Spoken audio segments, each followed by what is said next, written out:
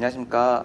여러분의 건강한 인생을 진심으로 기원하는 여러분 치료의 진심인 진재통의원 이종진 원장입니다. 오늘은 여러분과 함께 영양제에 대해서 한번 얘기 나눠보도록 하겠습니다. 여러분 영양제 하나쯤은 다 드시고 계시죠?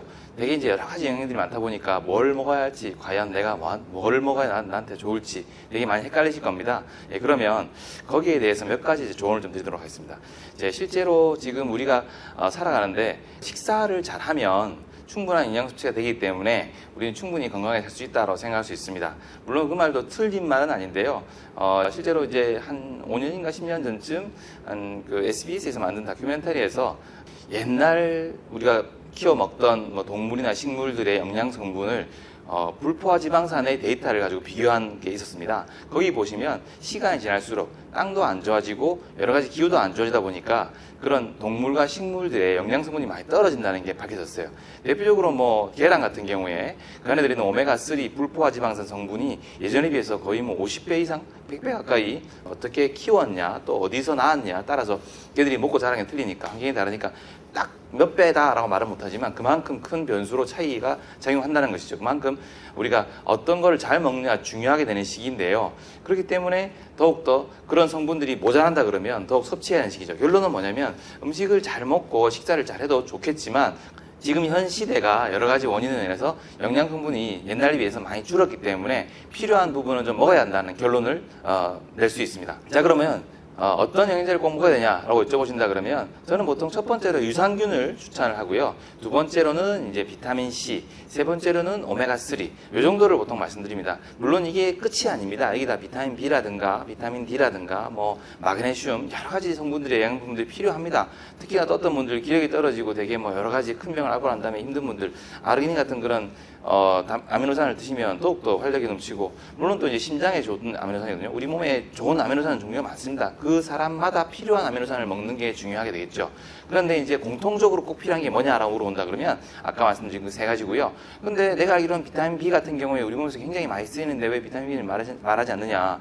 특히 나는 간이 안 좋아가지고 또는 술을 먹고 난 다음에 주변에서 내가 간을 보호하기 위해서 비타민 B1이 들어가 있는 마늘 주사를 맞으라 그러는데 왜 그런 말은 안 하냐 하시는데, 비타민 B 굉장히 중요합니다. 근데 비타민 B9이라 말하는 이유는 비타민 B는 비타민 B1, B2, B3 굉장히 많아요. 아까 말씀드렸던 마늘 주사 같은 경우는 비타민 B1이라고 해서 티아민이라고 하는데요. 그거는 이제 그 성분을 들어간 영양제가 마늘 냄새가 맞으면 마늘 냄새가 난다고 해서 이제 마늘 주사라고 일명 알려져 있지만 실제 성분은 마늘 성분하고 상관없이 비타민 B1입니다.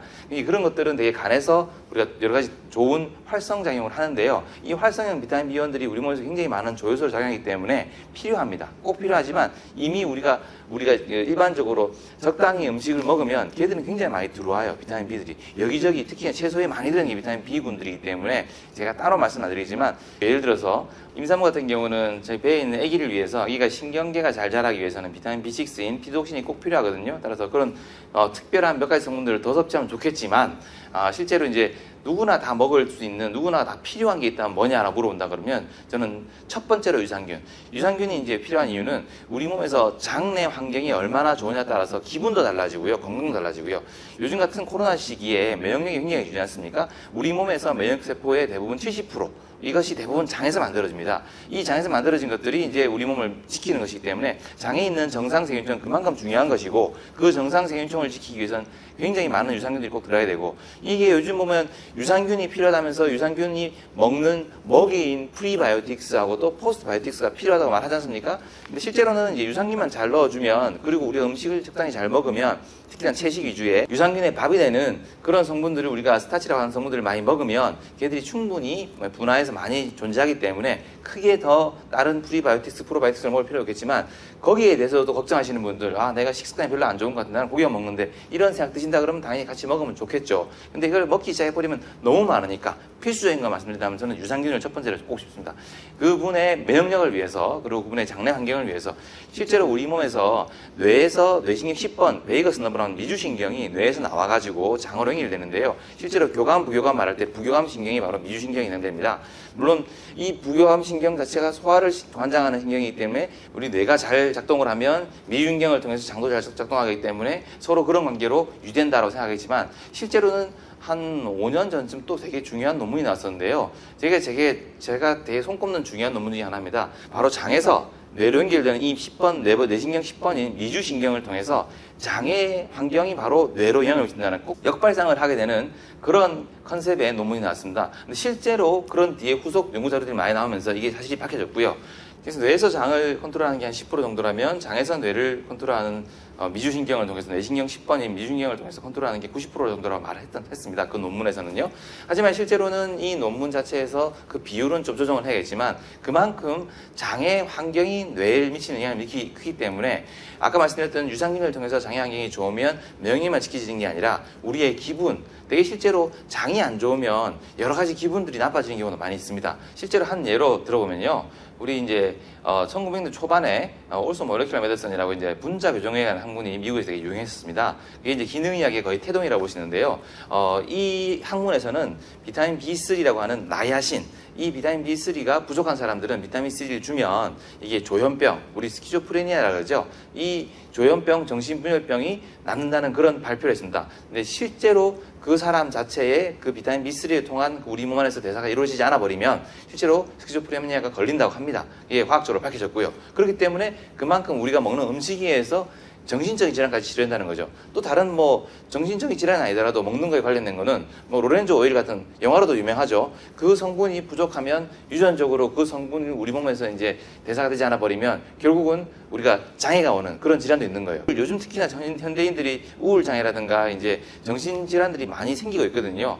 그런 이제 부분들에 대해서도 더욱더 우리가 영양제를 잘 챙겨 먹어야겠다고 말씀드릴 수 있습니다. 자, 그 다음으로 두 번째로 제가 꼭 드시라고 말씀드리고 싶은 게 비타민 C입니다.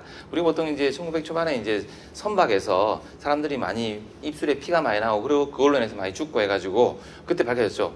스컬비라고 해서 괴혈병이 밝혀졌습니다. 그 괴혈병의 원인이 바로 비타민 C의 부족인 거였고 비타민 C의 부족을 우리가 이제 치료하기 위해서는 비타민 C가 조금만 있어도 됩니다. 100ml도 안 되는 양을 먹어도 충분히 식재료, 식습관만, 음식만 제대로 먹어도 충분히 그 병은 안 걸리는 거죠. 하지만 현대는 그렇지 않죠. 그 병을 안 걸릴 뿐만 아니라 더 건강하게 잘 살면 좋지 않습니까? 요즘은 보면 암이라든가 여러 가지 질환에도 비타민 C를 쓴다고들 말을 많이 하고 있어요. 그만큼 비타민 C가 굉장히 좀 과포장되어 있기도 하지만은 그만큼 또 비타민 C가 중요합니다. 비타민 C는 우리 몸에서 특히나 콜라겐 합성이 굉장히 중요합니다. 우리 몸의 모든 조직은 콜라겐으로 이루어져 있지 않습니까? 근육과 힘줄과 피부와 뼈 모든 것이 콜라겐으로 만들어져 있습니다. 그렇기 때문에 요즘 보면 피부 좋아진다고 콜라겐을 많이 드시는데 근데 실제로 이 콜라겐 같은 경우는 우리 몸에서 합성할 수 있어요. 합성하셨으면 실제로 우리 몸에 상처가 났을 때 상처가 치료가 안 되겠죠. 그러니까 상처가 치료된다는 것 자체만으로도 콜라겐 합성을 자체적으로 할 수 있다는 겁니다. 그만큼 실제로 먹을 필요는 없는데 이걸 먹어주면 다시 분해가 돼버리고 이게 분해되고 난 다음에 이것도 다시 합성이 되기 때문에 조금은 비효율적이에요. 그럼 효율적으로 하려면 어떻게 하느냐? 콜라겐이 합성할 수 있는 필수적으로 우리 몸에 부족한 부분들을 먹어주는 거죠. 대표적으로 비타민 C입니다. 비타민 C는 프롤린, 라이신 요 두 성분 아미노산을 하이드록시 타입으로 바꿔주는데요. 이것이 세 개가 모여가지고 트리플 헬릭스 구조를 만든 것이 바로 콜라겐입니다. 즉 무슨 말이냐? 비타민 C를 먹어주면 우리 몸에서 저절로 콜라겐이 형성된다는 것이죠. 그렇기 때문에 입술 안에 구강 점막이 손상했다거나 어디 상처가 났는데 상처가 안 난다거나 이럴 때는 콜라겐 합성이 잘 안 된다는 거거든요. 그렇기 때문에 비타민 C를 반드시 먹어줘야 되는 것이고 콜라겐의 또 중요한 부분은 뭐냐면 혈관입니다. 혈관 내피도 다 콜라겐이지 않습니까? 그런데 우리가 콜라겐 합성이 잘 안 된다 그러면 혈관 내피가 비겠죠. 그 빈 부분에 뭐가 들어오느냐? 칼슘이 침착이 됩니다. 그러면 딱딱해지겠죠. 우리가 뼈야 딱딱하면 좋겠지만 혈관같이 우리 피가 오가는 길목이 딱딱해져 버리면 갑작스러운 우리 혈압의 증가에 의해서 혈관이 탄력성으로 그 혈압을 잘 완충작용을 해줘야 되는데 그렇지 않으면 석회가 되어 있는 그런 딱딱한 혈관은 터져버리겠죠. 이런 터져버리거나 막혀버리는 문제가 생긴 것이 뇌라든가 심장에 생겨버리면 큰 생명을 위협하는 큰 문제되기 때문에 그렇기 때문에 평소에 더욱더 콜라겐 합성을 잘 되도록 해야 되는 것이고 그러기 위해서 비타민C를 반드시 드셔야 됩니다. 그러기 위해서는 비타민C가 꼭 필요한 양은 저는 보통 하루에 5g 정도 먹으라고 말씀드리고 있어요. 이 비타민C 같은 수용성 비타민C의 특징이 뭐냐면 우리 몸에 충분히 잘 녹기 때문에 우리가 너무 많이 먹어서 이게 필요 없는 성분이다 라고 생각되면 얘가 그대로 나가버려요. 그렇기 때문에 보통 이제 비타민C를 많이 먹으면 설사한다 그러는데 그걸로 내가 필요한 비타민C 양을 측정할 수 있겠죠. 내가 한 3g을 먹으니까 설사를 안 하는데 한 6g을 먹으니까 설사를 하더라. 그러면 좀 줄이는 거예요. 5g, 4g. 하루에 한 3, 4g 정도는 필수로 좀 먹으라고 저 또한 비타민C를 한 3g 정도는 먹고 있습니다. 자, 그러면 이 수용성 비타민C가 많이 들어간다. 수용성 비타민은 보통 이제 비타민 A, 비타민 D, 비타민 E, 비타민 K를 요거를 제외한 나머지 비타민 특히 비타민 B하고 비타민 C죠. 요것이 다 수용성이에요. 비타민 A, D, K는 지용성이고. 그렇기 때문에 비타민 지용성은 되게 우리 몸에 축적이 되겠죠. 지용성이니까. 우리 몸에 기름기가 많으니까. 근데 수용성은 저절로 녹았다가 저절로 나가거든요. 그만큼 안전하기 때문에 많이 먹어도 큰 문제는 없어요. 문제는 너무 많이 먹으면 설사한다는 거, 그런 단점이 있겠지만, 그래서 비타민 C를 많이 먹으면 설사한다는 단점과 또 하나의 단점을 말 남겨 말씀드리면, 이게 보통 이제 신장이 안 좋은 사람들한테 비타민 C가 부담이 됩니다. 그래서 이제 신장에 돌을 만들기도 하기 때문에 그런 경우만 제외하고는 비타민 C를 저는 반드시 많이 먹으라고 말씀드리고 싶고요.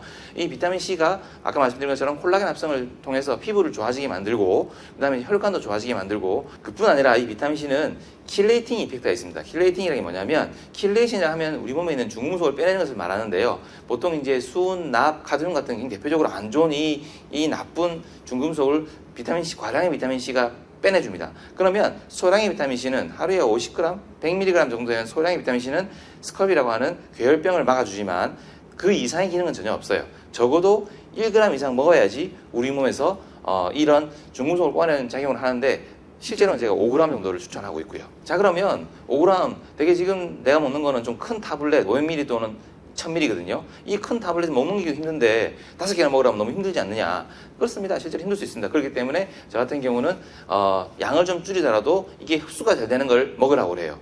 우리 몸에서 비타민C를 먹었을 때 흡수되는 비율은 10%밖에 안 됩니다. 그게 좀 문제가 있죠. 만약에 가루 타입을 먹는다. 이 가루 타입은 아무래도 입자가 잘고 흡수가 잘 되고 표면적이 넓기 때문에 이게 좀 더 흡수돼요. 약 한 15% 정도. 그러면은 이게 좀 굉장히 비효율적이죠. 반도 안 되는 성분이 다 나가버리니까 아깝잖아요. 그럼 흡수율을 높인 것이 바로 라이포조말, 파이토조말 이런 타입의 약을 전달하는 여러 가지 이런 기술들이 발달했어요. 그래서 요즘은 라이포조말 바이타민C가 나오지 않습니까? 그러니까 라이포조말 바이타민C를 먹으라고 좀 반드시 말씀드리고 있어요. 이걸 먹으면 흡수율이 훨씬 높아가지고 조금 먹어도 좋아지고요. 또 이게 좋은 점이 뭐냐면 얘를 중간중간 끊어 먹을 수 있어요. 무슨 말이냐면 비타민C가 양이 많아버리면 한 번에 먹으면 배불러서 또 못 먹어요. 근데 보통은 우리 몸에 비타민C가 돌아버리면 혈중 농도가 높아졌다 떨어지거든요. 왜냐하면 수용성 비타민의 단점이 그만큼 쉽게 나가기 때문에 하고 우리 몸에 많이 쓰이기 때문에 그래요. 그래서 저는 추천하기로는 이 비타민C를 이제 한 6시간 정도 끊어서 하루에 24시간이니까 한 4번 정도 나눠서 먹으라고 말씀드리는데, 그렇게 하기 너무 귀찮죠. 그러면 아침, 점심, 저녁, 특히나 비타민C를 먹으면 위산분비가 되기 때문에 되게 좀 이게 또 소화에 도움이 돼요. 그러려면 위산분비하기 전에, 식사하기 전에 먹으면 좋겠죠. 근데 그게 귀찮아요. 뭐 먹고 한 30분 뒤에 밥 먹고. 그러니까 그냥 식사할 때 같이 비타민C를 먹는 것도 굉장히 좋은 방법이다. 라이포조말 비타민C를 하나를 아침, 점심, 저녁 밥 먹을 때 먹고 식사를 하면 이것이 굉장히 우리 몸의 혈중 농도를 높이면서 유지하기 때문에 여러 가지 이로운 작용이 있다. 면역력도 높여주고, 이 중금속도 빼주고, 혈관도 튼튼하게 만들어주고, 피부도 좋아지게 만들고 여러 가지 효과가 있죠. 그렇기 때문에 꼭 챙겨 드시기 바랍니다. 자, 마지막으로 한 가지만 더 말씀드리자 그러면 오메가3입니다. 오메가3가 뭐냐 그러면 우리는 알파에서 오메가까지, 알파가 시작이고 오메가 끝이지 않습니까? 어떤 특정 지방산의 화학식을 봤을 때 이 맨 끝이 이제 오메가가 되는 것이고, 이 끝에서 보통 한 번, 두 번, 세 번째 결합이 이중결합으로 되어 있으면 그게 오메가3인 것이고, 이게 6번째 결합이 이중결합이면 오메가6라 그러고 9번째는 오메가9 뭐 이런 식으로 말을 하고 있어요. 그래서 이 끝에서 세 번째가 이중결합이 처음 나오는 이것이 바로 오메가3 계열 불포화 지방산인데요. 우리에서 굉장히 중요합니다. 이것이 결국은 우리 몸을 만들고 있는 그런 기질적인 매트릭스 성분이라고 해도 과언이 아닙니다. 특히나 아까 말씀드린 것처럼 우리 혈관 내에 석회가 안 쌓이게 하려면 비타민C가 많이 만들어져서 콜라겐이 형성된다고 말씀드렸는데, 그보다 더 이 혈관을 만드는 그 안쪽에 성분이 이제 콜라겐이라 그러면 그 B가 직접 접촉하는 그 안쪽의 매질 자체는 결국은 오메가3가 되는 거거든요. 그러니까 틀이 있어야지. 틀이 있고 그 안에 뭐가 메꿔져야 되잖아요. 혈관의 틀은 결국은 오메가3가 되는 것이고, 그 안쪽에 메꿔지는 것은 콜라겐이라고 말씀드릴 수 있어요. 혈관벽이 튼튼해야 혈관 내에 다니는 여러 가지 나쁜 물질들이 혈관벽에 흠집을 내더라도 손상이 빨리 회복되고 좋아지겠죠. 이것이 비타민C하고 결국은 오메가3가 반드시 둘 다 필요한 이유입니다. 생명이란 것은 이제 혈관이 얼마나 잘 튼튼하게 유대되느냐에 따라서 우리 생명이 왔다 갔다 하기 때문에 그만큼 중요한 거거든요. 그 기질에 해당되는 오메가3를 반드시 먹어야 되고, 오메가3를 먹을 때는 이왕이면 RTG 오메가를, 이게 흡수율을 굉장히 높였거든요. 이 오메가3는 타입이 3개가 있는데 RTG 오메가가 흡수율이 훨씬 높습니다. 따라서 반드시 그걸 먹어야 되는 것이고, 또 하나는 오메가3를 보통 요즘 먹을 때 되게 이제 물고기 성분에서 많이 추출하거든요. 그 뭐 상어라든가 뭐 물개 이런 데서 많이 나왔었는데 요즘은 아닌 게, 요즘은 엔초비에서 많이 나오거든요. 옛날엔 그걸 잘 몰랐는데 이 상위 포식자 같은 경우는 밑에 있는 놈들 다 잡아먹고 위에 있다 보니까 중금속이 몸에 쌓여요. 이 중금속이 몸에 쌓인 놈을 가지고 오메가3를 만드니까 그 안에 굉장히 뭐 많잖아요, 중금속이. 그래서 먹으면 좀 이게 오메가3 먹으려다 중금속으로 문제되는 것이죠. 그렇기 때문에 차라리 이 포식자 제일 밑에 있는 가장 밑에 있는 놈 엔초비 같은 멸치 같은 놈의 오메가3를 먹으니까 그런 중금속에 쌓이는 성분도 없이 우리 몸에 좋아진다. 따라서 엔초비 오메가3를 먹으라고 반드시 말씀드리고 있고요. 근데 이 엔초비 또한 물고기잖아요. 물고기가 보통 이제 되게 생선 비린내가 나지 않습니까? 그래서 보통 오메가3 먹으면 생선 비린내 나는 경우가 되게 많아요. 그래서 먹고 난 다음에 이 냄새가 올라오니까 되게 역해서 그대로 안 먹게 되는데, 그러면은 차라리 득보다 실이 많죠. 그러니까 저 같은 경우는 보통 그런 경우에는 오메가3 엔초비로 먹고 RTC 타입으로 엔초비를 먹는 게 좋은데, 그게 이제 불편하시면 차라리 이제 우리 보통 잣이라든가 땅콩이라든가 호두 같은 이런 견과류, 특히 브라질로 같은 경우 굉장히 많거든요. 오메가3가. 그런 걸로 만든 것도 좀 많이 잘 나옵니다. 그런 것들을 사서 드시면 우리가 혈관도 튼튼해지고 생명도 오래 살고 여러 가지 건강한 그런 걸 잘 챙겨 드시면 우리가 건강도 챙기고 오래 살면서 아주 오래 사는 게 요즘은 아프면서 사는 게 문제가 아니죠. 튼튼하게 건강하게 살아야지 삶의 질이 중요하기 때문에 이런 것들을 반드시 잘 챙겨 드셔야지만이 여러분들이 건강하게 잘 살 수 있습니다. 제가 좀 말이 길어졌는데요. 이 다음 시간에는 이런 성분들을 혈관으로 맞을 수 있으면 더욱 좋겠죠. 혈관을 맞을 때 장점과 단점, 그리고 어떤 걸 혈관을 맞으면 좋을지에 대해서 설명을 다시 한번 드리도록 하겠습니다. 오늘 이상 여기까지 하도록 하겠습니다. 여러분 치료의 진심인 이상 진제통 의원 이종진 원장님입니다. 감사합니다.